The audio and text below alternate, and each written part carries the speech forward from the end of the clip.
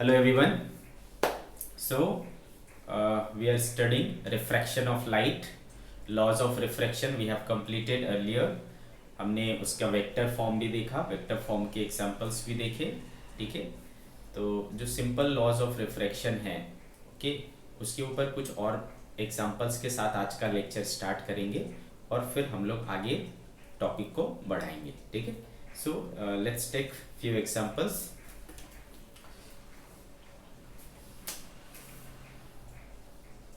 Example number 1 क्या कह रहा है बच्चों?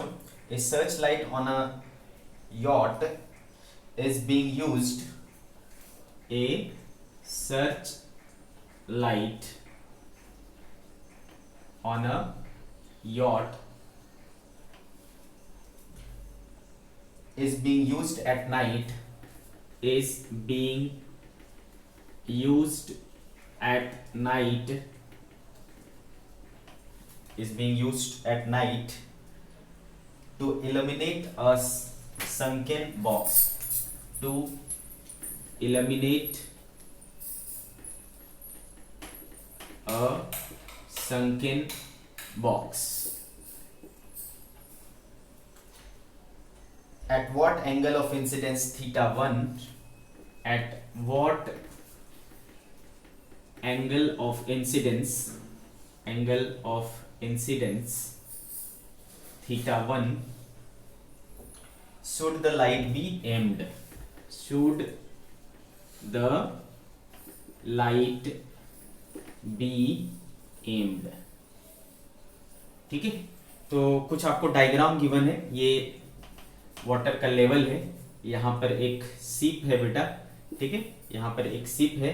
इस सीप से क्या किया जाता है? लाइट डाला जाता है, ठीक है। तो आपसे पूछ रहा है कि किस एंगल पर, है ना, इसको एम किया जाए, यानी इसका, इस लाइट का एंगल ऑफ इंसिडेंस क्या होना चाहिए, ठीक है। एंगल ऑफ इंसिडेंस जो कि कितना है? थीटा 1, ठीक है। At what angle of incidence theta 1, ये थीटा 1 की वैल्यू आपको निकालना है। यहाँ पर एक कोई बॉक्स है जो डूबा हुआ है, उस डूबे हुए बॉक्स को अपने को क्या करना है? देखना है, मतलब उसके ऊपर लाइट पड़ेगी तभी हमें दिखेगा, ठीक है। तो ये search light on a yacht, ये यॉट है, is being used at night to illuminate a sunken box, यानी डूबे हुए बॉक्स को ये करने के लिए, है ना, दिखाने के लिए, ठीक है। तो किस एंगल ऑफ इंसिडेंस पर ये करना चाहिए? और क्या क्या गिवन है भाई हमारे पास? हमारे पास गिवन है कि इसका जो रिफ्रैक्टिव इंडेक्स है, यानी इधर क्या है बेटा, हमारे पास वाटर है, तो उसका वाटर का रिफ्रैक्टिव इंडेक्स दिया हुआ है 4/3, और बेटे ये बोला जा रहा है कि इसकी गहराई 4 मीटर है, ठीक है। इसकी गहराई कितनी है? 4 मीटर है, और बॉक्स की यहां से जो दूरी है वो भी 4 मीटर है। this one is also 4 meter and this one is also 4 meter। आ रही मेरी बात समझ में बेटे? ठीक है, तो आपको जैसा कि पता है,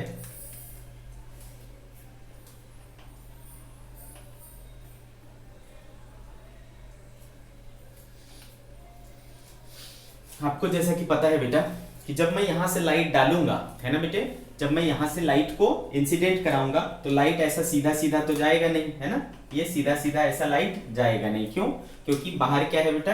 एयर है, और नीचे क्या है? वाटर है। तो मीडियम क्या हो रहा है बेटे? चेंज हो रहा है। मीडियम चेंज हो रहा है तो उसके वजह से क्या होगा? लाइट का रिफ्रैक्शन होगा। और किस प्रकार का रिफ्रैक्शन होगा? कहां से कहां जा रहा है बेटा? Rarer to denser. तो बच्चे आपको जैसा कि पता है कि जब रेयरर टू डेंसर जाता है तो लाइट क्या हो जाता है? टुवर्ड्स द नॉर्मल बेंड हो जाता है कि नहीं? तो मान लो ये लाइट कैसे बेंड हो गया बेटे? इस तरीके से बेंड हो गया, ठीक है, इस तरीके से बेंड हो गया। ऑब्जेक्ट सपोज यहाँ है, क्लियर है? ऑब्जेक्ट कहाँ है? यहाँ पर है। दिस डिस्टेंस इज 4 मीटर, ठीक है। तब जाकर के हमको क्या होगा, है ना, लाइट इसके ऊपर पड़ेगी, बॉक्स के ऊपर, और बॉक्स हमें दिखाई देने लगेगा, है ना बच्चे। लाइट जो भी मैं यहां से डालूंगा वो इस तरीके से बेंड होकर के फिर यहां पहुंचना चाहिए, then only we will be able to see that object, है ना, उस ऑब्जेक्ट को हम तभी देख पाएंगे, ठीक है। तो लाइट का जो टेंडेंसी है कि वो जब एक मीडियम से दूसरे मीडियम में जाएगा तो वो अपने पाथ को चेंज करेगा, तो उसके पाथ को चेंज होते हुए वो वहां तक पहुंचना चाहिए, ठीक है। इतनी कहानी हमको समझ में आ गया बेटा। तो अब एक चीज हमको पता चल रहा है कि ये जो डिस्टेंस है वो 4 मीटर है हाइट, और ये जो है वो भी कितना है 4 मीटर है। तो दैट मीन्स कि ये वाला जो एंगल होगा बेटा वो कितना होगा 45 डिग्री होगा, है ना। इनडायरेक्टली हमको ये क्या दे दिया बेटा कि यहाँ पर एंगल जो है वो 45 डिग्री होगा। तो ये वाला जो एंगल हो गया बेटा वो क्या हो गया हमारा एंगल ऑफ रिफ्रैक्शन हो गया, है ना। This is angle of refraction. और हमें क्या निकालना है, ये वाला निकालना है, यानी एंगल ऑफ इंसिडेंस हमें निकालना है। तो this is a very simple example, है ना, वेरी सिंपल क्वेश्चन कि आपको बेसिकली क्या करना है बेटा, दोनों के बीच में स्नेल्स लॉ यूज करना है और आपको आंसर आ जाएगा। तो बाहर का रिफ्रैक्टिव इंडेक्स कितना है बेटा 1 इनटू साइन ऑफ एंगल, यानी साइन ऑफ एंगल कितना है बेटा बाहर का θ1 इक्वल्स टू, है ना, इक्वल्स टू इधर का क्या हो जाएगा बेटा रिफ्रैक्टिव इंडेक्स 4/3 इनटू इधर का साइन ऑफ एंगल कितना है बेटा साइन 45, ठीक है, कितना है sine 45। Therefore sin θ1 is equals to 4/3 into है sin 45 की वैल्यू क्या होगी बेटा 1/√2। तो this is 2√2/3 sin θ1 is equals to 2√2/3। Therefore θ1 equals to क्या होना चाहिए बेटा sin इनवर्स 2√2/3, ठीक है। उस θ1 की वैल्यू sin इनवर्स 2√3 देखिए क्या आता है भाई, तो करेक्ट है साइन इनवर्स 2√2/3। इतने एंगल पर अगर हम लाइट को एम करेंगे तो वो लाइट क्या होगा ऑब्जेक्ट तक पहुंचेगी, बॉक्स तक पहुंचेगी और बॉक्स हमें क्या होगा दिखाई देगा। आ रही मेरी बात समझ में, ठीक है। तो this was the very simple example and example number 1। Okay, now will take a nice example, काफी कंसेप्चुअल, अच्छे से आपको जो है लॉज ऑफ रिफ्रैक्शन जो है अच्छे से क्लियर हो जाएगा, ठीक है। क्या बोला जा रहा है इसको, मैं ये काफी बड़ा क्वेश्चन है तो इसको मैं पिक्चर के फॉर्म में ही आपको समझा दूंगा, ठीक है बेटा। क्या बोला जा रहा है, a cylindrical vessel whose diameter and height both are equal, ठीक है बेटे। तो एक सिलेंडर है इस तरीके का, इसकी डायमीटर 30 सेंटीमीटर है और इसकी जो हाइट है बेटे वो भी 30 सेंटीमीटर है, ठीक है। Height is also 30 centimetre and base is also 30 centimetre, ठीक है। आगे बोलते हैं कि is placed on a horizontal surface and a small particle p is placed in it at a distance 5 centimetre from the centre. ध्यान से सुनना बेटा, क्वेश्चन क्या कह रहा है कि इसका जो सेंटर है, ठीक है, इसका जो सेंटर है, तो सेंटर हो गया भाई मान लो ये, ठीक है, दिस इज सेंटर। उस सेंटर से 5 सेंटीमीटर, ठीक है, 5 सेंटीमीटर की दूरी पर एक पार्टिकल है जो आपके लिए क्या करेगा ऑब्जेक्ट का काम करेगा। तो ध्यान से सुने, फिर से मैं क्या बोल रहा हूं, एक सिलेंडर है जिसकी हाइट और डायमीटर दोनों बराबर है 30-30 सेंटीमीटर, उसके सेंटर से 5 सेंटीमीटर की दूरी पर एक पार्टिकल है O, ठीक है, ये समझ गया आपने। आगे बोलता है बेटा कि an eye is placed at position such that the edge of the bottom is just visible, ठीक है। यहां पर से कोई अपनी आंखों से, ठीक है, अपनी आंखों से इसको देखता है, ठीक है, और इस तरीके से देखता है कि उसको बस क्या दिखाई देता है बेटा, उसको बस ये दिखाई देता है, ये कॉर्नर दिखाई देता है, ठीक है बेटे, इसको सिर्फ ये कॉर्नर दिखाई देता है, जस्ट ये कॉर्नर को देखने के लिए एबल है। ध्यान से समझे, ठीक है। तो इसका क्या मतलब है बेटा, इसका सीधा मतलब है कि यहां से लाइट चल करके, ठीक है, यहां से लाइट चल करके यहां तक जा रही है ना, तभी तो इसको दिखाई देगा। कोई ऑब्जेक्ट हमें दिखाई कैसे देता है, जब ऑब्जेक्ट से चल करके लाइट हमारी आंखों पे पड़ती है तो हमको दिखाई देता है। तो लाइट इस तरीके से जा रहा है, इसका मतलब ये है, ठीक है, this light is going like this, ठीक है, इस तरीके से, तभी उसको क्या हो रहा है दिखाई दे रहा है, ठीक है। तो अभी तक का सवाल ये है कि सिलेंडर है 30 सेंटीमीटर ऊंचा है, 30 सेंटीमीटर उसका डायमीटर है, उसके सेंटर से 5 सेंटीमीटर दूर एक हमने ऑब्जेक्ट रखा है, पार्टिकल है, और वो बंदा इस तरीके से अपनी आंखों को रखा है कि उसको जस्ट क्या दिखाई देता है, ये पार्टिकल दिखाई देता है जो कि इसके किनारे पर है, एज पर है, ठीक है। अब आगे क्या कह रहा है बच्चे हमसे कि the particle p is in the plane of drawing, up to what minimum height should the water be poured. अभी तक पहले क्या था बेटा, ये एम्प्टी था, इसमें हमने पानी नहीं डाला था, ठीक है, बिना पानी के था। अब हमको कह रहा है इसमें मैं कितनी हाइट तक पानी डालूं, है ना, कितनी ऊंचाई तक पानी डालूं कि उसको ये ऑब्जेक्ट दिखाई देने लगे। क्या होने लगे बेटा, ये ऑब्जेक्ट दिखाई देने लगे। Up to what height, up to what height, up to what height water should be poured, water should be poured so that, ठीक है, up to what height water should be poured so that the particle becomes visible, particle becomes visible, particle visible हो जाए उसके लिए हमें इसको कितने ऊंचाई तक भरना चाहिए। ठीक है बेटे, आ रही बात मेरी समझ में? ठीक है, तो अब सो मान लो बेटा हमने इसको यहां तक भर दिया, ठीक है, हमने इसको यहां तक भर दिया, कितनी ऊंचाई तक, h, ओके, h ऊंचाई तक भर दिया। तो अब क्या होगा बेटा, कैसे उसको दिखाई देगा, ठीक है, कैसे उसको दिखाई देगा। तो ऑब्जेक्ट हमारा कहां है बच्चे, यहां पर है, ठीक है ना, ऑब्जेक्ट कहां पर है, यहां पर है। तो यहां से जो लाइट चलनी चाहिए, ठीक है, यहां से जो लाइट चलनी चाहिए उसको क्या होना चाहिए बेटा, यहां से यहां जाना चाहिए, ठीक है, और फाइनली इसको मुड़ करके कैसा हो जाना चाहिए, इस तरीके से, तब जाकर के उसको ये पॉइंट दिखने लगेगा। आ रही बात समझ में? ठीक है, हर हाल में इस लाइट की रे को, है ना, इसके बाहर जाकर के ये वाला रास्ता पकड़ना पड़ेगा, तभी जाकर के क्या होगा, उसको दिखाई देगा। ठीक है, तभी जाकर के उसको दिखाई देगा। इतनी कहानी समझ में आ गई आपको?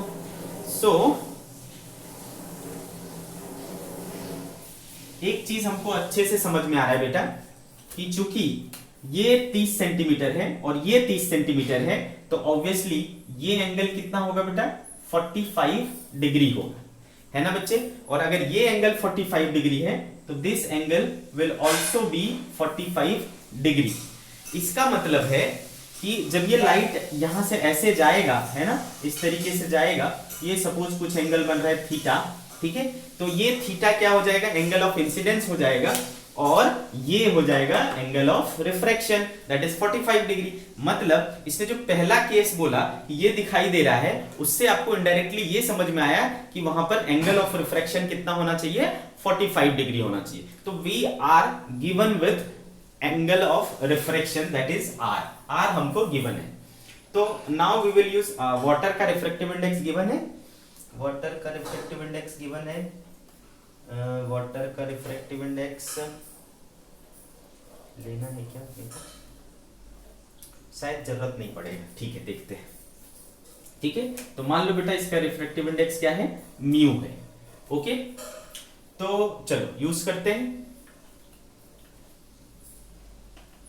ठीक है। तो हमको पता है बेटा, सिंस साइन इधर का कितना है, mu, mu sine theta is equal to क्या हो जाएगा बेटा, mu sine theta is equal to हो जाएगा 1 इंटू साइन 45, ठीक है, क्या हो जाएगा, 1 into sine 45, mu sine theta equal to 1 into sine 45, mu तो चाहिए यार, ठीक है, that is mu sine theta is equal to sine 45 क्या हो जाएगा बच्चे, 1/√2, म्यू तो चाहिए, हाँ म्यू लेना है बेटा, है कितना लेना है, 4/3, ठीक है, कितना ले लेंगे हम, म्यू 4/3, ओके। तो बेटे म्यू की वैल्यू रख लेते हैं, 4/3 sine theta is equal to 1/√2, therefore sine theta is equal to 3/4√2। ये देखो मुझे क्या मिल गया, साइन थीटा मिल गया, ठीक है, ये वाला एंगल मिल गया हमको। अच्छी बात है भाई, ये वाली जब एंगल मिल गई हमको, तो now what we can do, तो ये वाली जो हाइट है हमने वो क्या लिया है बेटे, h लिया है, ठीक है, ये वाली हाइट हमने क्या लिया है, h लिया है। अच्छा एक और चीज मैं अगर देखूं, ठीक है, तो ये होल एंगल, ये टोटल एंगल कितना होगा 45 डिग्री, ये भी है ना, ये होल एंगल कितना होगा 45 degree.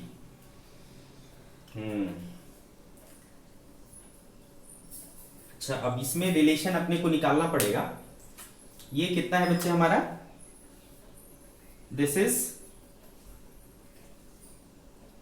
This total is 15 centimetre, है ना बेटे, दिस टोटल इज 15 सेंटीमीटर। तो ये कितना हो जाएगा,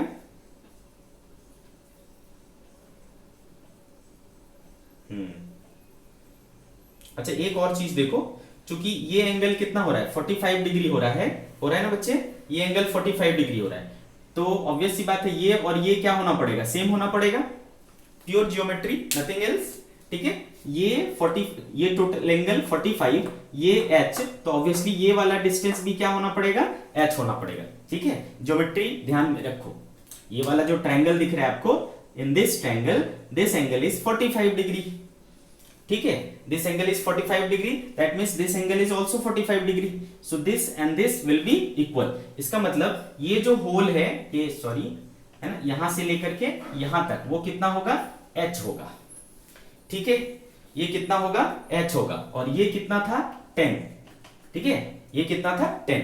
तो बेटे ऑब्वियसली है ना, ये टोटल h है और ये 10 है, तो ये वाला पार्ट कितना होगा सोच सकते हो, है ना, थोड़ा सा आपको ध्यान से देखना पड़ेगा। Since this angle is 45, this is h, this will also B h, ठीक है, और हमने देखा ये 15 था, ये 5 था, तो ये वाला क्या हो जाएगा 10, ये टोटल h है, ये 10 है, तो ये कितना बचा बेटा h माइनस 10, ठीक है ना, ये कितना बचा h माइनस 10, ठीक है। तो इसमें ये वाला जो पार्ट है, this part is h minus 10, ठीक है बेटे, ये छोटे वाले ट्रायंगल में, in this small triangle this length यानी this base is h minus 10, okay. अब देखो बेटा हमको साइन थीटा मिला है, साइन थीटा मिला हुआ है, बट हमारे पास है क्या, परपेंडिकुलर और बेस है, यानी अगर मैं यहां से tan थीटा निकाल लूं तो मेरा काम बन जाएगा। तो बेटा tan थीटा मैं निकाल सकता हूं क्या, यस ऑब्वियसली, ये क्या होता है बेटा परपेंडिकुलर और ये क्या होता है हाइपोटेनियस, ठीक है। तो बेस निकल जाएगा बेटा, तो बेस इक्वल्स टू क्या हो जाएगा, बेस इक्वल्स टू है ना h square minus p square, so h is 4 चौके 16 दूना 32 माइनस 3 तिया 9, कितना हो गया बेटा 32 माइनस 9 23 हो जाएगा क्या, √23, ठीक है कितना हो गया √23। देयरफॉर अगर मैं tan थीटा लिखूं तो tan थीटा हो जाएगा बेटा perpendicular upon base, perpendicular is h minus 10 and base is h, where tan theta क्या होता है बेटा, tan थीटा क्या होता है परपेंडिकुलर अपॉन बेस, तो perpendicular is 3 and base is √23, तो कितना हो गया देखो 3 upon √23 is equals to h minus 10 by h, ठीक है, h माइनस 10 बाय h।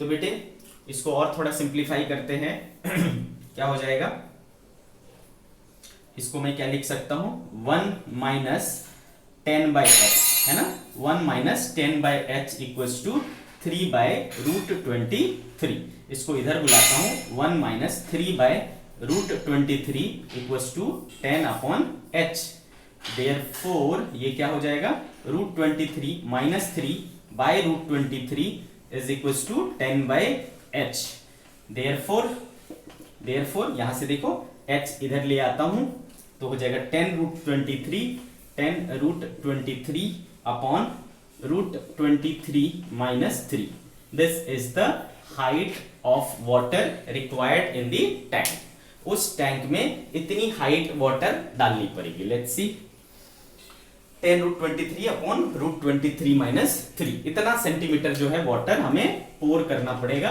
उस टैंक में, तब जाकर के है ना ये वाला पॉइंट हमें विजिबल होने लगेगा। पहले इसके इधर की चीजें नहीं दिख रही थी, अब देखो यहाँ की भी चीजें दिखने लगी क्योंकि रिफ्रैक्शन हो रहा है, क्योंकि हमने उसमें पानी डाल दिया, ठीक है। तो आ गई बात समझ में बेटा, बहुत ही फेमस क्वेश्चन है ये,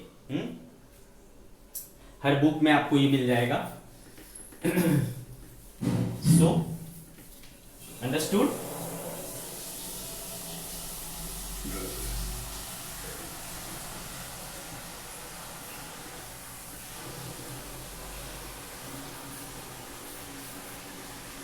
now next example, example number 3.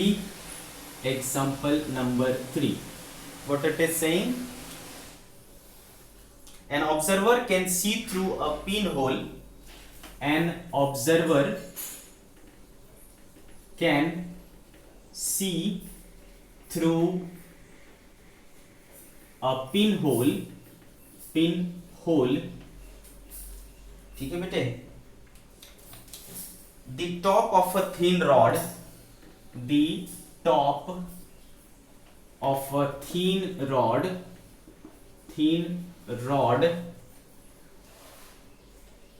of height h, ठीक है, height h as shown in figure, the beaker's height is 3h. The beaker's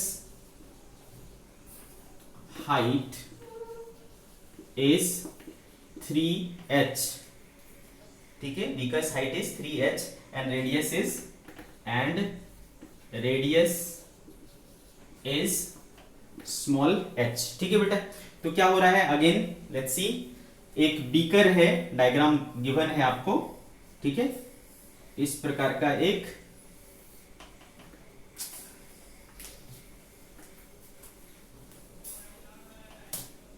ठीक है, आपको क्या गिवन है बेटा,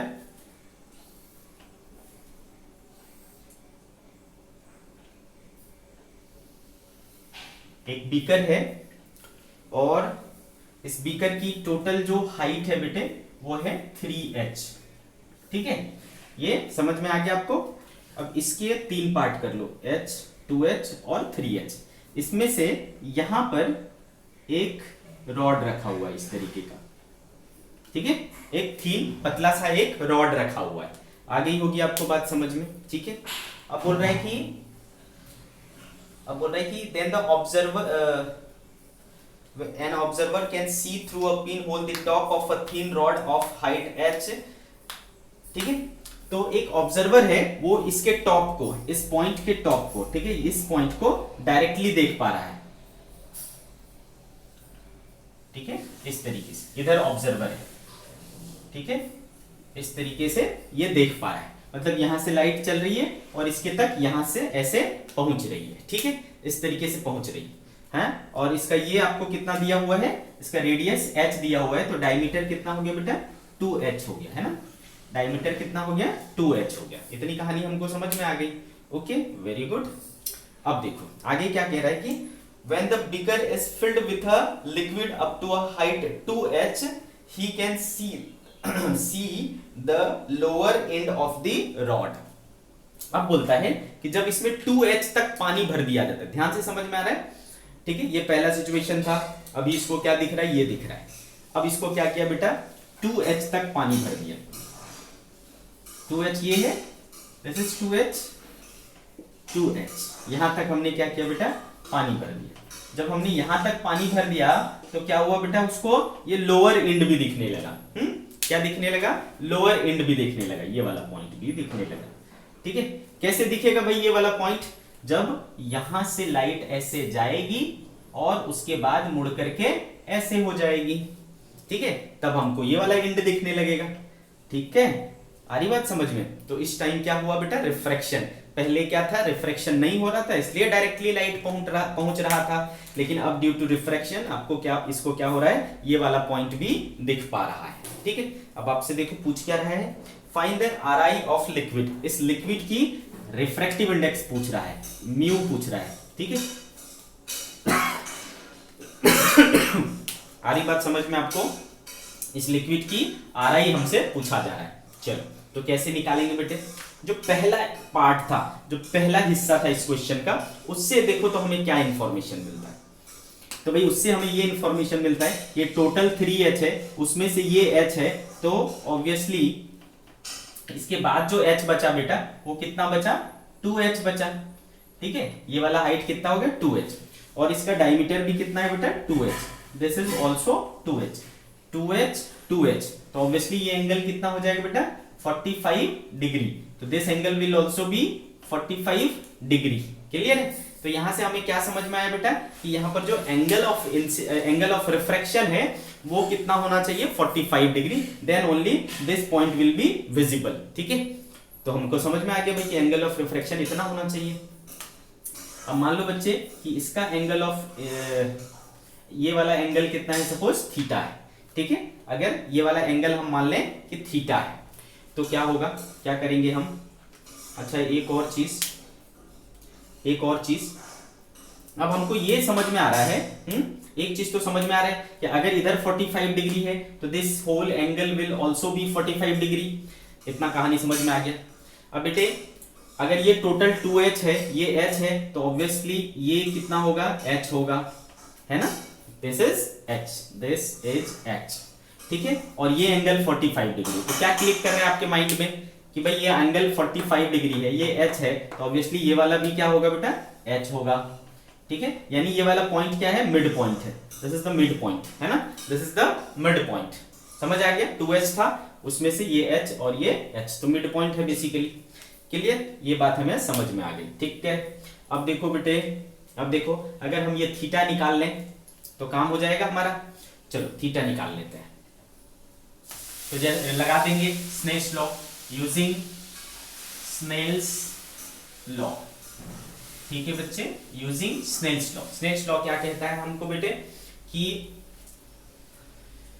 इधर का रिफ्रैक्टिव इंडेक्स म्यू इनटू इधर का sine of angle sine theta is equals to क्या हो जाएगा बेटा, उधर का रिफ्रैक्टिव इंडेक्स जो कि एयर है तो 1 हो जाएगा, और एंगल ऑफ रिफ्रैक्शन कितना है, sine 45 degree. So mu into sine theta is equals to 1/√2। ठीक है बेटे, तो कितना हो गया, 1/√2।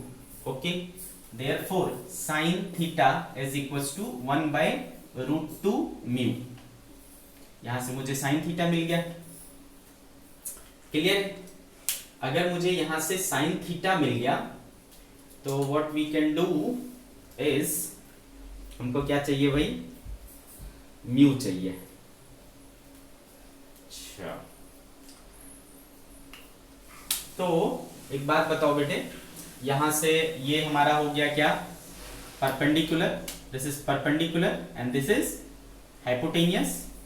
ठीक है, या फिर आप ठीक है, परपेंडिकुलर और हाइपोटेनियस हो गया, तो आप यहां से बेस निकाल लो, बेस इक्वल्स टू क्या हो जाएगा, √2 म्यू का स्क्वायर, यानी 2 म्यू स्क्वायर माइनस 1 हो जाएगा, है ना बेटे, 2 म्यू स्क्वायर माइनस 1 हो जाएगा। ठीक है, अब चूंकि tan थीटा इक्वल्स टू क्या होता है बेटा, परपेंडिकुलर अपॉन बेस होता है, तो ये क्या हो जाएगा, 1/√2 म्यू स्क्वायर माइनस 1 हो जाएगा। अब इसमें अगर ये देखें तो देखो बेटा, चूंकि ये वाला चीज कितना है, h है, देखो ये h आया था ना, तो h है, और ये वाला चीज कितना है बेटा, 2h। ठीक है, दिस होल इज 2h, तो perpendicular is h, perpendicular is h, है ना, एंड बेस इज 2h, तो ऐसा हो गया बेटा। ठीक है, h और h कैंसिल हो गया, so 1/√2 mu square minus 1 is equals to 1/2, तो 2 इक्वल्स टू क्या हो जाएगा बच्चे, √2 mu square minus 1, squaring both side 4 equals to 2 mu square minus 1, therefore ये इधर चला जाएगा, 2 mu square is equals to 5, therefore mu square equals to 5/2, therefore mu equals to √5/2, √5/2। ठीक है, देखिए आंसर भाई, √5/2 करेक्ट आंसर। ठीक है, आगे मेरी बात समझ में आपको क्लियर है? तो देखो इसमें क्या चीजें यूज हो रही है बेसिकली बेटा, एक तो आपको basic knowledge of refraction, and दूसरा जो ज्यादा से ज्यादा यूज हो रहा है वो है ज्योमेट्री का नॉलेज। ठीक है, आपको ज्योमेट्री अच्छे से आती है तो आपको इसके क्वेश्चंस बहुत ही आसानी से बनेंगे। ठीक है, पूरे रे ऑप्टिक्स में ज्योमेट्री का कमाल है बेटा, है ना, आपने अगर क्लास 10th में ज्योमेट्री अच्छे से पढ़ी है तो आपको मजा आ जाएगा। तो this was the example number 3। ठीक है बच्चे, तो ये हमने कुछ रिफ्रैक्शन के ऊपर एग्जांपल्स देख लिए। Now we will move on to the next topic which is total internal reflection. Again this topic also you have studied in class 10th, है ना। क्लास 10th में आपको टोटल इंटरनल रिफ्लेक्शन सिखाया गया है, ठीक है। तो आपको मजा आएगा क्योंकि आप ऑलरेडी जानते हो इसको। सी, टोटल इंटरनल रिफ्लेक्शन स्टार्ट करने से पहले हम लोग सीखेंगे क्रिटिकल एंगल, ठीक है। क्रिटिकल एंगल, ठीक है, इसको आप सीखेंगे तब हम TIR समझ पाएंगे, ठीक है। तो बेटे लेट्स से कि ये एक बाउंड्री है दो अलग अलग मीडियम का। इधर का जो मीडियम है वो रेयरर, ठीक है, और इधर का medium let's say denser medium,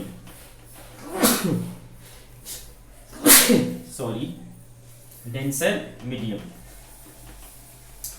इधर के रिफ्रैक्टिव इंडेक्स को मैं म्यू आर बोल देता हूं बेटा, इधर के रिफ्रैक्टिव इंडेक्स को म्यू डी बोल दिया। लेट्स से कि एक पॉइंट है यहां पर O, अब यहां से हम क्या कर रहे हैं, मान लो एक लाइट रे को इंसिडेंट करा रहे हैं।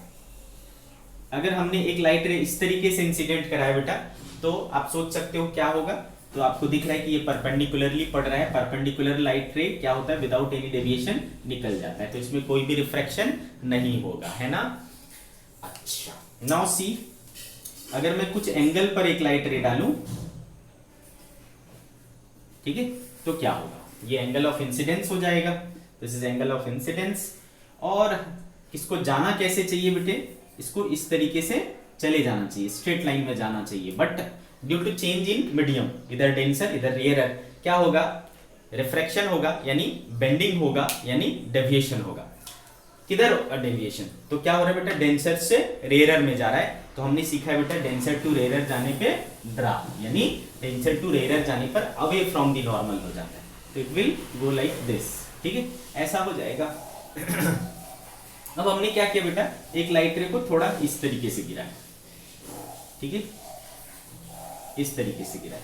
तो अब आप क्या देख रहे हो बेटा, अब जो एंगल ऑफ इंसिडेंस है पहले से क्या है, ज्यादा है ना। अब जो एंगल ऑफ इंसिडेंस है वो पहले से ज्यादा है। कहानी समझ आ रही है आपको, ठीक है। इसको क्या जाना चाहिए, ऐसे जाना चाहिए, लेकिन इसकी मजबूरी है, डेंसर टू रेयरर जाएगा तो अवे फ्रॉम दी नॉर्मल होना पड़ेगा, तो इसको और दूर जाना पड़ेगा। तो देखो ये इस तरीके से हो गया। तो आप क्या देख रहे हो बेटा, पहले ये ऐसे था, फिर ऐसे हुआ, फिर ऐसे हुआ, है ना। तो ये क्या हो रहा है, देखो सरफेस की ओर झुकता जा रहा है ना, it is bending towards the centre, है ना। धीरे धीरे धीरे धीरे धीरे ये क्या हो रहा है, बेंड हो रहा है सरफेस की ओर। आ रही बात समझ में, क्लियर है, ये ऐसे ऐसे करके बेंड हो रहा है। तो फाइनली आप सोच सकते हो कि एक समय आएगा जब ये पूरा ऐसा बेंड हो जाएगा, है ना। जब मैं इसे एंगल ऑफ, और किस वजह से हो रहा है बेटा, क्योंकि मैं एंगल ऑफ इंसिडेंस को बढ़ा रहा हूं। तो फाइनली एक समय आएगा, है ना। देखो अब देखो एंगल ऑफ इंसिडेंस बहुत ही बड़ा दिख रहा है, दिख रहा है कि नहीं। Now the angle of incidence is very very large.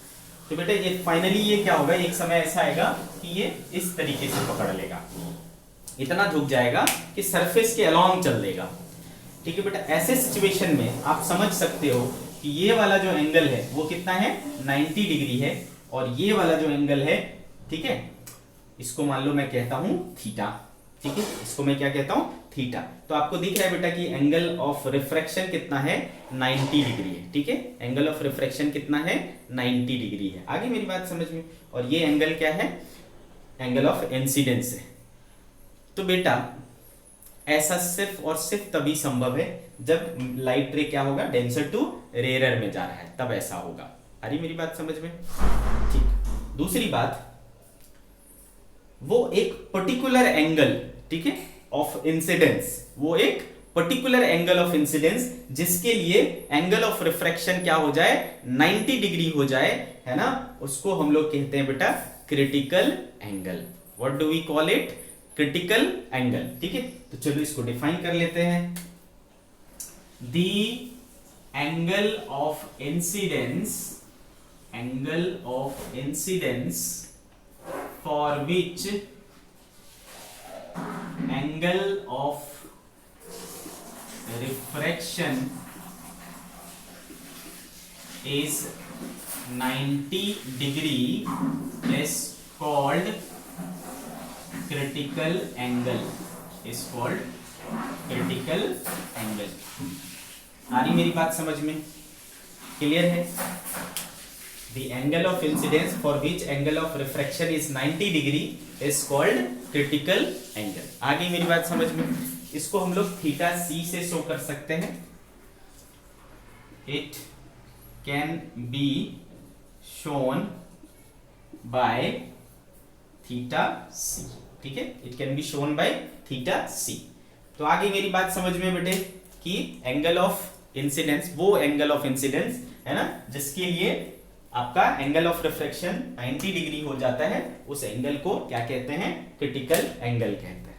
ठीक है, अब ये क्रिटिकल एंगल किस बात पे डिपेंड करता है? ठीक है, क्रिटिकल एंगल किस बात पे डिपेंड करेगा? तो से see here,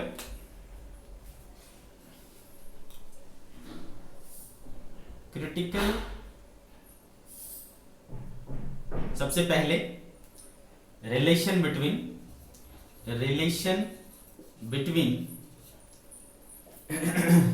critical angle and refractive index. किस पर डिपेंड करता है बेटा? रिफ्रैक्टिव इंडेक्स पर। ओके, क्रिटिकल एंगल और रिफ्रैक्टिव इंडेक्स में रिलेशन। आ रही मेरी बात समझ में? तो चलो मान लो, है ना, मानो क्या गिवन है, ये यहाँ का रिफ्रैक्टिव इंडेक्स हमने क्या लिया है? म्यू डी लिया है। इधर का रिफ्रैक्टिव इंडेक्स क्या है? म्यू आर है। ओके, क्लियर मेरी बात? तो लगा दो Snell's law, applying Snell's law. ठीक है बेटा, अप्लाइंग स्नेल्स लॉ। क्या करेंगे? इधर का रिफ्रैक्टिव इंडेक्स क्या है? म्यू डी इंटू क्या हो जाएगा? Sine theta C is equals to, उधर का रिफ्रैक्टिव इंडेक्स क्या है बेटा? Mu are.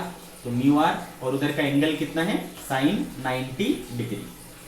So mu D sine theta C is equals to mu R, क्योंकि साइन 90 क्या हो जाता है? 1 हो जाता है। Therefore sine theta C is equals to mu R upon mu D. ठीक है बेटे, mu R upon mu D. Okay, अगर मैं इसको ऐसा बोलूं कि sine theta C is equals to 1 upon, इसको मैं ऐसा लिख सकता हूं mu D by mu R. ठीक है, इसको क्या लिख सकता हूं? Mu D by mu R equal to क्या लिख सकता हूं मैं? 1 अपॉन म्यू क्या बेटा? Denser with respect to rare. ठीक है, तो देखो ये आपका फाइनल आया, sine theta C is equals to 1 upon mu denser with respect to rare. ठीक है, mu denser with respect to rare. ठीक है बेटे, क्लियर है मेरी बात? अच्छा, तो इसको मैं दूसरे तरीके से ऐसा भी बोल सकता हूं, क्योंकि हमेशा मैंने क्या किया बेटा? 1 2 यूज किया, 1 2। ठीक है, तो मैंने 1 याद करो किसको बोला था? जिससे लाइट आती है, और 2 किसको बोला था? जिसमें लाइट जाती है। ठीक है, तो लाइट कहां से आ रही है बेटा? डेंसर मीडियम से। कहां को जा रही है? रेयर मीडियम को। तो जो मेरा डेंसर है वही क्या है? म्यू 1 है।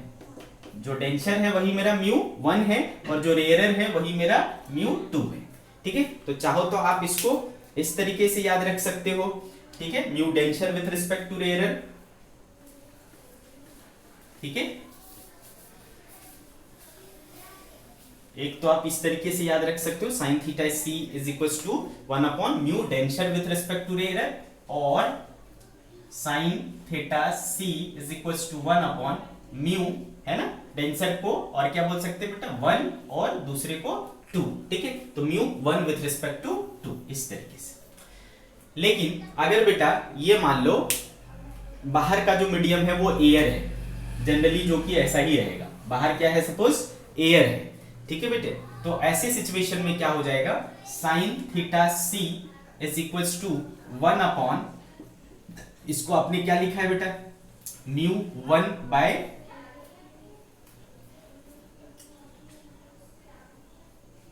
कुछ तो गड़बड़ किया मैंने।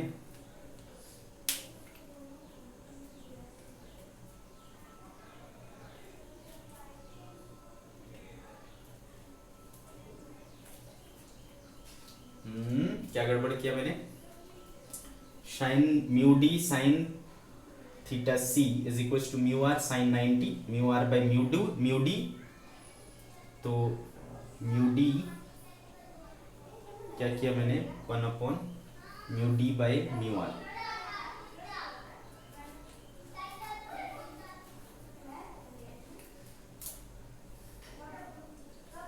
Mu R by mu D, mu denser with respect to mu rare, mu denser with respect to mu rare. हाँ, यहां से देखो ये मैंने सही करा ना, 1 mu denser with respect to mu 1 with respect to 2,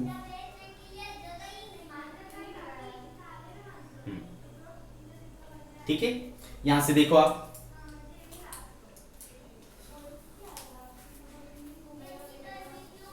ठीक है भाई, सी, तो हमारे पास क्या था बेटा, sine theta C is equal to mu R by mu D, okay, mu R upon mu D.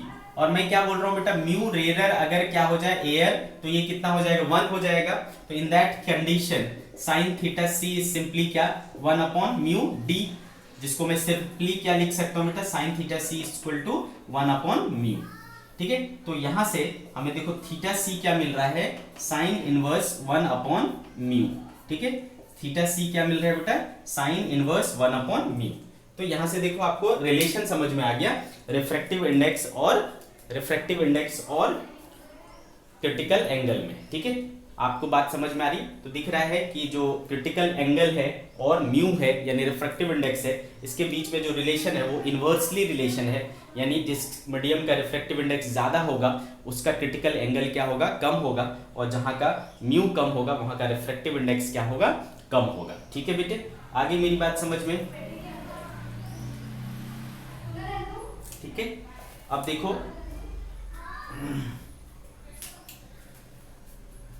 और किस चीज पर डिपेंड, एक तो समझ में आ गया कि हमारा जो क्रिटिकल एंगल है वो किस पे डिपेंड करेगा, एक तो हमें समझ में आ गया कि क्रिटिकल एंगल किस पे डिपेंड करेगा, रिफ्रैक्टिव इंडेक्स पर डिपेंड करेगा। और क्या क्या चीजें हो सकती है, तो बच्चे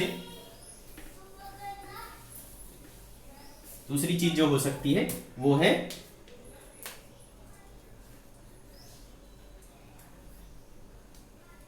वेवलेंथ ऑफ लाइट रे, वेवलेंथ ऑफ लाइट, ठीक है। दूसरा जो है वो क्या होता है बेटा, वेवलेंथ ऑफ लाइट, क्लियर है, वेवलेंथ ऑफ लाइट। तो इस पे कैसे डिपेंड करता है, क्योंकि हम पढ़ेंगे बेटा कि जो रिफ्रैक्टिव इंडेक्स होता है ना, रिफ्रैक्टिव इंडेक्स होता है वो वेवलेंथ पर डिपेंड करता है, ठीक है, यानी वेवलेंथ चेंज होगा तो रिफ्रैक्टिव इंडेक्स चेंज हो जाएगा, और चूंकि रिफ्रैक्टिव इंडेक्स चेंज हो जाएगा तो रिफ्रैक्टिव इंडेक्स पर ही तो डिपेंड कर रहा था आपका क्रिटिकल एंगल, तो ऑब्वियसली क्रिटिकल एंगल भी चेंज हो जाएगा, ठीक है। तो वेवलेंथ ऑफ लाइट ये दूसरी चीज है, ठीक है। तीसरी चीज क्या हो सकती है बेटा, पेयर ऑफ मीडियम, ठीक है। अभी आपने देखा अगर बाहर एयर रहा तो सिर्फ किस पर डिपेंड करेगा, इसके रिफ्रैक्टिव इंडेक्स पर, लेकिन ये कोई और मीडियम हुआ तो दोनों के पेयर पर डिपेंड करेगा, क्योंकि रिलेटिव लेना पड़ेगा, रिलेटिव तो दोनों पर डिपेंड करता है। तो तीसरी चीज क्या हो जाएगा, pair of medium, pair of medium, understood. तो इन सब चीजों पर आपका जो है ये क्या बोलते हैं, क्रिटिकल एंगल डिपेंड करता है, ठीक है, क्रिटिकल एंगल डिपेंड करता है। अगर आपसे कोई पूछे कि what are the factors on which critical angle depends, तो ये सारे हो गए। तो जनरली जो आपको क्रिटिकल एंगल का फॉर्मूला होता है वो हो जाता है बेटा sine theta equals to 1 upon mu, जिसमें म्यू क्या है, refractive index of the medium, denser medium, refractive index of the denser medium. आगे मेरी बात समझ में, ओके, नहीं याद रहे तो करके देख लेना है, ठीक। अब बच्चे दूसरी चीज जो है क्या समझना है आपको कि बच्चे लोग इतना हल्ला कर रहे हैं, पूरा दिमाग काम नहीं कर रहा है, ठीक। मैं क्या बोल रहा था भाई कि हाँ, तो मैंने क्या बोला बेटा, आप क्रिटिकल एंगल समझोगे तो आपको टोटल इंटरनल रिफ्लेक्शन समझ में आएगा। ठीक है, तो let's talk about total internal reflection. Total internal reflection, ठीक है, total internal reflection TIR। Okay, इसको शॉर्टकट में अपन क्या कहते हैं, TIR। तो देखो बेटा, जैसा हमने देखा अभी कि जब हम एक सर्टेन एंगल बढ़ाते गए, एंगल ऑफ इंसिडेंस, तो ये झुकता गया झुकता गया झुकता गया और ये क्रिटिकल एंगल पर आकर के ये इस तरीके से पकड़ लिया, है ना बेटा, ये थीटा C पर आकर के इस तरीके से पकड़। लेकिन अगर हमने एंगल ऑफ इंसिडेंस को इससे भी ज्यादा कर दिया, ठीक है, थीटा को अगर हमने ग्रेटर देन थीटा C कर दिया, देन व्हाट विल हैपन, तो ये क्या हो जाएगा बेटा, इसी मीडियम में ऐसा लौट आता है, ठीक है, इन द सेम मीडियम, ठीक है, it will bounce back in the same medium. ये जो बाउंड्री है ना, वो अब मिरर की जैसा काम करने लगे, जैसा मिरर रिफ्लेक्शन करता है वैसा वो भी इसको क्या कर देगा, रिफ्लेक्ट कर देगा उसी मीडियम में। इस घटना को अपन क्या कहते हैं, टोटल इंटरनल रिफ्लेक्शन कहते हैं। तो how we can define it, if a light ray is, if a light ray is moving from denser medium into the rarer medium and is incidented at an angle greater than critical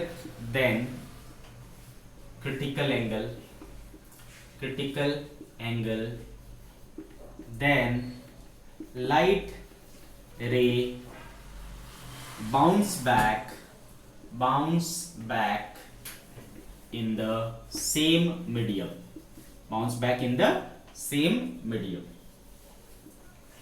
ठीक है। this phenomena is called total internal reflection,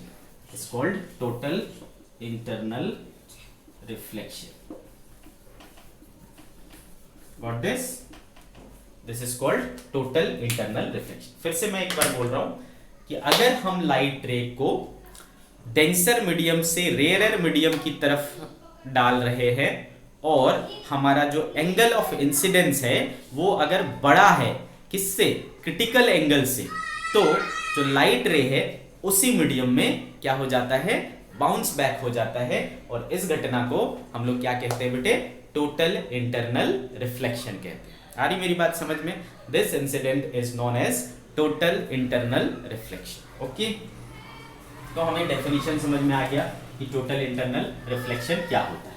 अब अगर हमसे कोई पूछे कि total internal reflection का condition क्या है, what are the condition of TIR, तो अभी तक के डिस्कशन से आपको समझ तो आ गया होगा बेटा कि TIR के लिए क्या क्या जरूरी है। कंडीशन ऑफ TIR, ठीक है, तो बेटे दो कंडीशन तो हमें बहुत क्लियरली समझ में आ रहा है, क्या क्या, कि लाइट को क्या होना चाहिए, डेंसर से रेयरर मीडियम में जाना चाहिए। Light should travel from denser to rarer medium, ठीक है, denser medium to rarer medium में जाना चाहिए। और दूसरा उसको है ना, लाइट को इंसिडेंट होना चाहिए at an angle greater than critical angle. Light should incident at an angle greater than critical angle theta C, ठीक है बेटे, क्रिटिकल एंगल से ज्यादा एंगल पर उसको इंसिडेंट होना चाहिए। ये दो बातें बहुत ही ज्यादा जरूरी है, यानी ये दोनों इसके कंडीशन है। ठीक है, ये दोनों कंडीशन सेटिस्फाई होंगे then only total internal reflection होगा। ठीक है मेरे बच्चे, आ रही बात समझ में?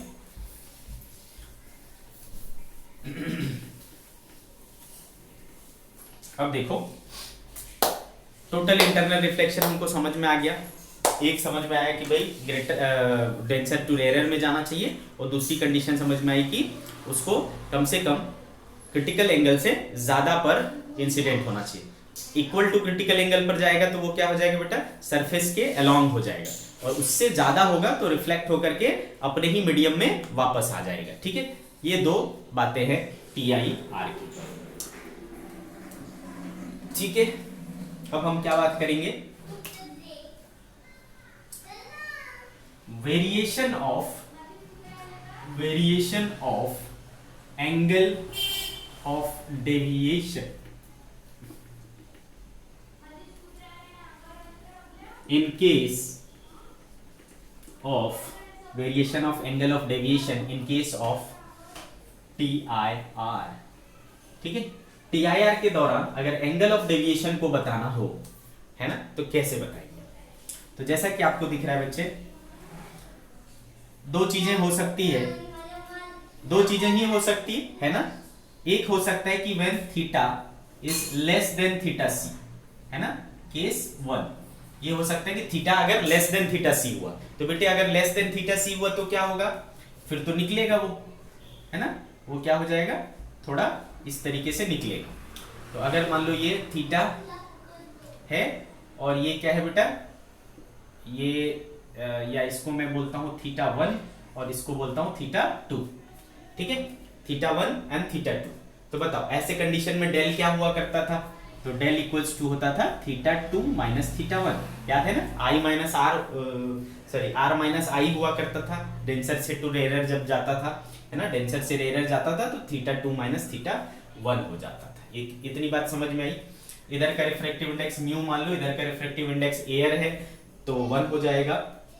तो हमको पता है बेटा since mu sine theta 1 is equals to क्या होगा, साइन थीटा 2, है ना बेटे, साइन थीटा 2। तो आपको क्लियरली सीन है कि mu sine theta 1 is equals to, ये आपका थीटा 2 हुआ और ये थीटा 1 हुआ, थीटा 2 माइनस थीटा 1। ठीक है, थीटा 2 माइनस थीटा 1। तो यहां से क्लियर दिख रहा है हमको बच्चे कि जो थीटा 2 है वो थीटा 1 से बड़ा होगा। दिख रहा है ना, क्योंकि साइन थीटा 1 में क्या हो रहा है, म्यू मल्टीप्लाई हो रहा है ना, म्यू मल्टीप्लाई होकर के फिर आपको ये मिल रहा है। तो ऑब्वियस सी बात है ये वाला टर्म क्या है, बड़ा है, मतलब थीटा 2 जो हम कैलकुलेट करके पाएंगे वो थीटा 1 से क्या होगा, बड़ा होगा। क्लियर है मेरी बात? या फिर हम चाहें तो इसको कैसे लिख सकते हैं कि theta 2 equal to sine inverse mu sine theta 1। ठीक है, ये थीटा 2 हो गया, तो in that case del equals to क्या हो जाएगा, sine inverse mu sine theta 1 minus theta 1। इसमें थीटा 1 क्या है बेटा, एंगल ऑफ इंसिडेंस। तो यहां से देखो आपको अच्छे से समझ में आएगा कि डेल चेंज होगा, है ना, डेल क्या होगा, वेरी करेगा। कैसे वेरी करेगा, क्योंकि मैं क्या कर रहा हूं, थीटा बदल रहा हूं, थीटा 1 यानी एंगल ऑफ इंसिडेंस को मैं बदल रहा हूं, तो ये भी बदलेगा और ये भी बदलेगा। This term will also change and this whole term will also change. ठीक है, तो बच्चे जब ये चेंज होगा, है ना, तो इसके कंपैरिजन में ये इसका जो वेरिएशन है ना, इसका जो वेरिएशन है वो स्ट्रेट लाइन तो नहीं होगा, क्योंकि इसमें क्या लगा हुआ है, साइन लगा हुआ है। ठीक है, इसका वेरिएशन स्ट्रेट लाइन नहीं होगा, तो इसमें जो चेंज होगा वो कैसा होगा, नॉन लीनियर होगा, लेकिन वो गैप क्या होता जाएगा, बढ़ता जाएगा। ठीक है, तो इस दौरान जो वेरिएशन होता है आपका वो कुछ इस प्रकार से होता है। मैं क्या करने की कोशिश कर रहा हूं बेटा, एक ग्राफ ड्रॉ करने की कोशिश कर रहा हूं, किसके बीच में, डेल के बीच में और थीटा यानी एंगल ऑफ इंसिडेंस के बीच में, ठीक है, थीटा आई यानी एंगल ऑफ इंसिडेंस के बीच में, graph between angle of deviation and theta यानी एंगल ऑफ इंसिडेंस के बीच में। तो क्या होता है बेटा, ये इस तरीके से नॉन लीनियरली इंक्रीज करता है, ठीक है, नॉन लीनियरली क्या होता है, इंक्रीज करता है। जैसे जैसे हम थीटा बढ़ाएंगे वैसे वैसे क्या होगा, ये बढ़ेगा। तो जैसा कि आपको पता है बेटा, स्टार्टिंग में जब मैं लाइट को इस तरीके से जाऊंगा तो एंगल ऑफ इंसिडेंस क्या रहेगा, जीरो, यानी थीटा वन क्या रहेगा, जीरो, ये वाला टर्म जीरो हो जाएगा, और यहाँ पर भी साइन जीरो क्या हो जाएगा, जीरो, तो this whole term will also be zero, तो whole term will be zero. तो स्टार्टिंग में ये क्या था, जीरो, लेकिन जब धीरे धीरे हम थीटा को बढ़ाते जाएंगे, है ना, मान लो मैंने कर दिया बेटा क्या, किसके बराबर कर दिया, थीटा सी के बराबर कर दिया, ठीक है, हमने कितना बराबर कर दिया बेटा, थीटा सी के बराबर कर दिया।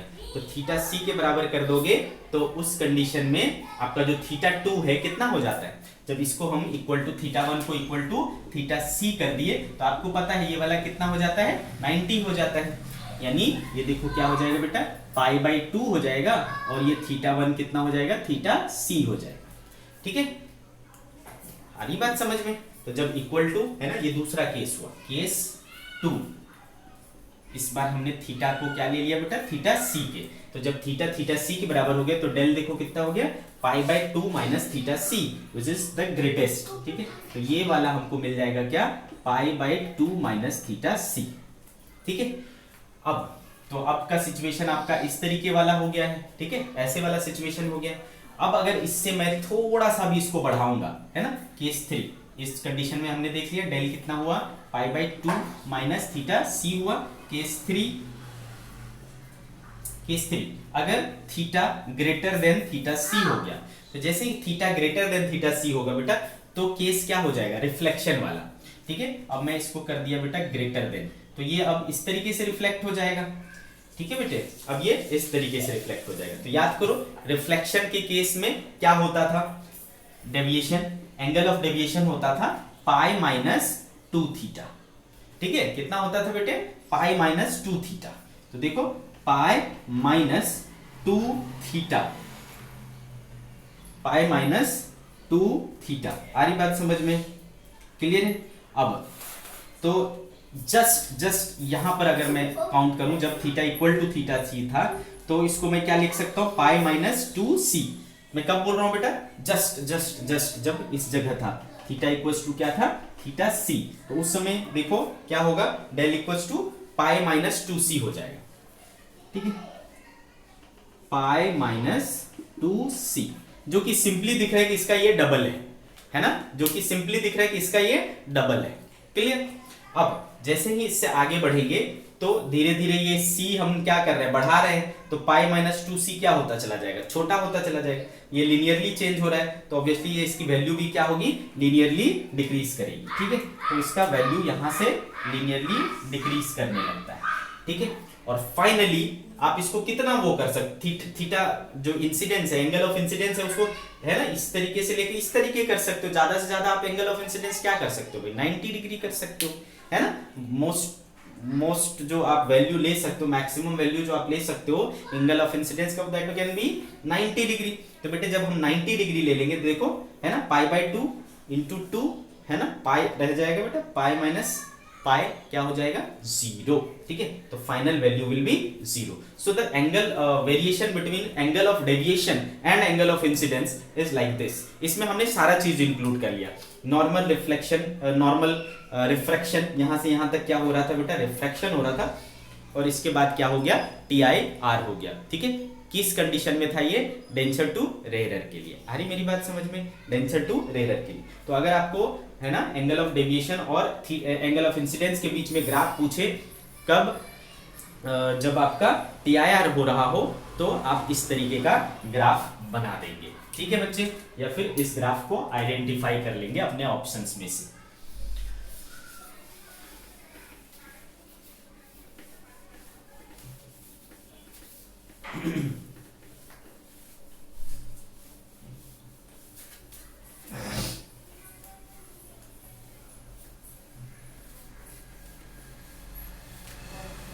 चलो तो ये कहानी भी खत्म हुआ।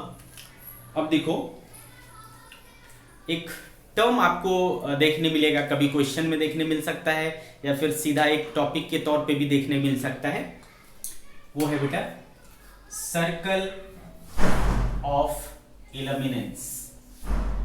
इल्यूमिनेंस COI, ठीक है, क्या बोल सकते हैं शॉर्टकट में COI।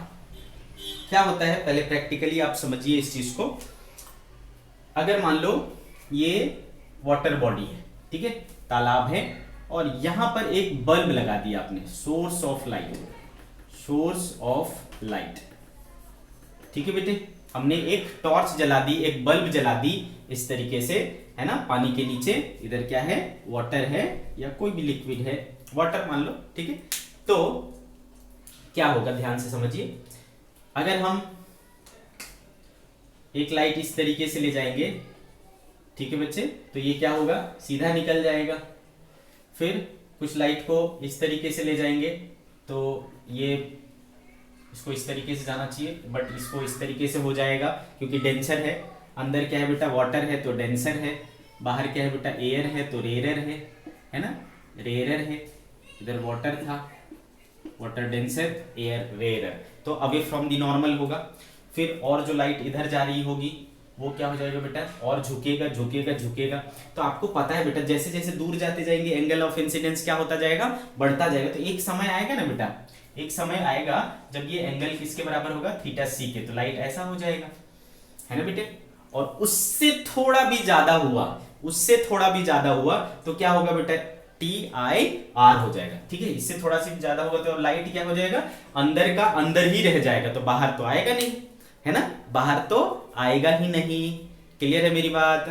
तो इससे इधर की लाइट अपने को बाहर बैठे नहीं दिखेगा, ठीक है, इससे इधर का लाइट अपने को बाहर बैठे नहीं दिखेगा, वो अंदर ही रह जाएगा, क्योंकि उसका क्या हो गया, TIR हो गया, टोटल इंटरनल रिफ्लेक्शन हो गया। क्लियर है मेरी बात, टोटल इंटरनल रिफ्लेक्शन हो गया।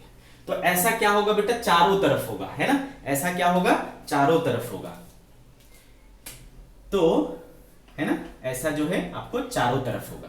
तो आपको क्या दिखेगा बेटा, एक गोले के शेप, मतलब एक सर्कल के शेप में ही क्या दिखेगा आपको, लाइट दिखेगा, इस तरीके का एक सर्कल के शेप में इतने पोर्शन में आपको क्या होगा, लाइट दिखेगा, और बाकी लाइट नहीं दिखेगा, ठीक है। इतना जो है इल्यूमिनेटेड होगा, इसमें लाइट आ रही होगी, इसलिए इस सर्कल को हम लोग क्या कहते हैं, circle of illuminance, circle of illuminance, ठीक है बेटे।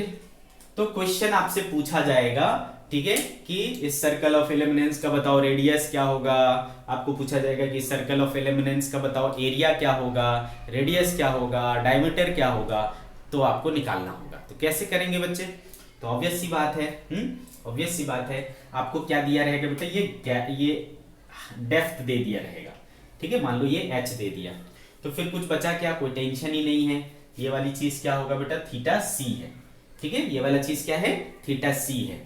तो ये अगर थीटा सी है तो ऑब्वियसली ये भी क्या होगा बेटा, थीटा सी होगा। तो यहां से आपको रिफ्रैक्टिव इंडेक्स गिवन रहेगा तो थीटा सी तो मिल ही जाएगा, मिल जाएगा ना बच्चे, साइन थीटा सी मिल जाएगा। उसके बाद आपको क्या करना है, साइन थीटा सी मिल जाएगा तो उससे आप क्या करना, टेन निकाल लेना, टेन थीटा निकाल लेना, है ना बेटे, और टेन थीटा मिल जाएगा तो ये परपेंडिकुलर हो जाएगा और ये बेस हो जाएगा। ये रेडियस जो है वो परपेंडिकुलर का काम करेगा और ये बेस हो जाएगा। क्लियर है मेरी बात, ठीक है। तो फर्स्ट ऑफ ऑल क्या करोगे आप, फाइंड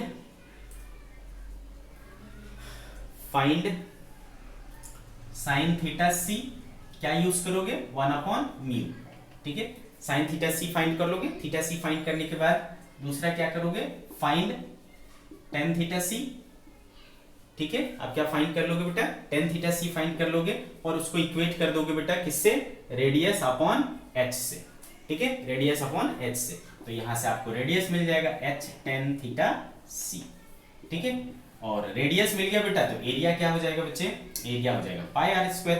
तो जो भी एरिया आया, रेडियस आया होगा वो इस यहाँ पर पुट कर दो, एरिया ऑफ इल्यूमिनेंस मिल जाएगा, सर्कल ऑफ इल्यूमिनेंस मिल जाएगा, रेडियस मिल जाएगा उसका, है ना, डायमीटर चाहो डायमीटर निकाल सकते हो, तो जो मन करे हम उसको फाइंड आउट कर सकते हैं यहां से। गॉट दिस,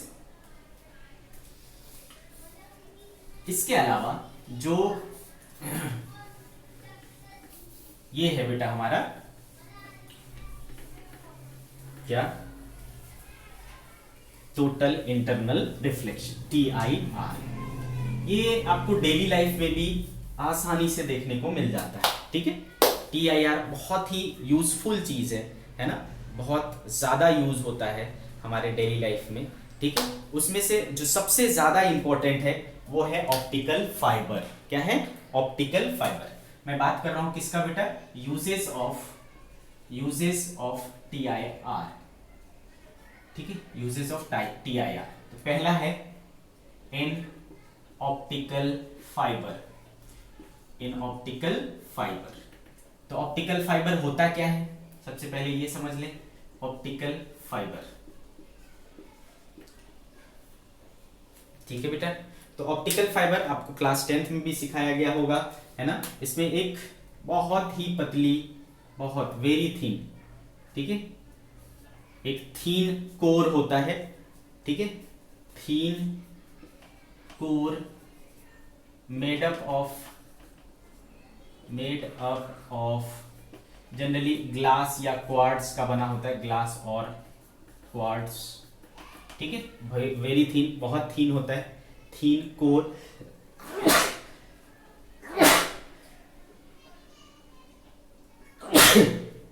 बहुत ही ज्यादा थीन होता है बेटा, है हेयर लाइक, ठीक है, हेयर लाइक। तो ये इतने पतले ग्लास या क्वार्ट्ज के कोर होते हैं, और इसके ऊपर हम लोग क्या करते हैं,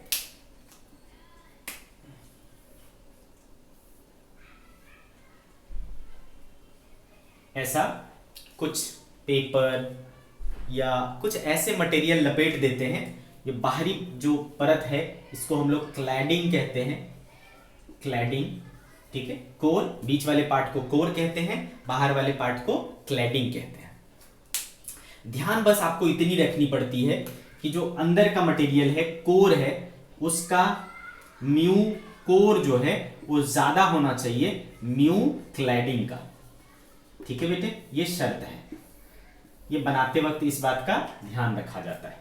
म्यू कोर जो है वो म्यू क्लैडिंग से ज्यादा होता है, ठीक है। आपसे पूछा जाएगा कि इन दोनों में क्या रिलेशन होता है, तो दिस इज द रिलेशन, ठीक है। आपको क्वेश्चन भी पूछा जाता है इसके ऊपर। तो कोर का रिफ्रैक्टिव इंडेक्स क्या होना चाहिए? क्लैडिंग से ज्यादा होना चाहिए, ठीक है। तो ऑप्टिकल फाइबर समझ में आ गया क्या होता है भाई? वेरी थिन, है ना, very thin cylindrical shape, optical very thin cylindrical shape, glass और क्वार्ट्ज पाइप के जैसा होता है, ठीक है। उसके ऊपर हम लोग क्या करते हैं, सम मटेरियल, है ना, रैप कर देते हैं, जिसका रिफ्रैक्टिव इंडेक्स कोर के रिफ्रैक्टिव इंडेक्स से क्या होता है? कम होता है, ठीक है। समझ गए इतनी बात? अब ये काम कैसे करता है? इसमें हम लोग क्या करते हैं, जो ऑप्टिकल सिग्नल होता है यानी लाइट, ठीक है, ऑप्टिकल सिग्नल यानी लाइट, उसको इस तरीके से एंटर कराते हैं, ठीक है बेटे। इस तरीके से एंटर कराते हैं कि इसका जो एंगल ऑफ इंसिडेंस है, ठीक है, इसका जो एंगल ऑफ इंसिडेंस है यहां पर, वो क्या हो? ग्रेटर देन क्रिटिकल एंगल हो, ठीक है, ग्रेटर देन क्रिटिकल एंगल हो। तो जब क्रिटिकल एंगल से ग्रेटर होगा तो ये क्या हो जाएगा बेटा? TIR हो जाएगा इसका। आ रही बात समझ में? इसका TIR हो जाएगा। तो जब ये TIR हो जाएगा तो फिर इधर पड़ेगा, तो बेटा ऑब्वियस सी बात है, ये अगर थीटा C है, तो चूंकि लॉज ऑफ रिफ्लेक्शन में हमने पढ़ा ये एंगल बराबर, तो ये भी थीटा C हो जाएगा, तो ये भी थीटा C हो जाएगा। अगेन सेम केस हो गया, क्रिटिकल एंगल से ज्यादा, सॉरी थीटा है जो कि बड़ा है थीटा C से, ठीक है। तो ये भी क्या होगा बेटा? Greater than theta C।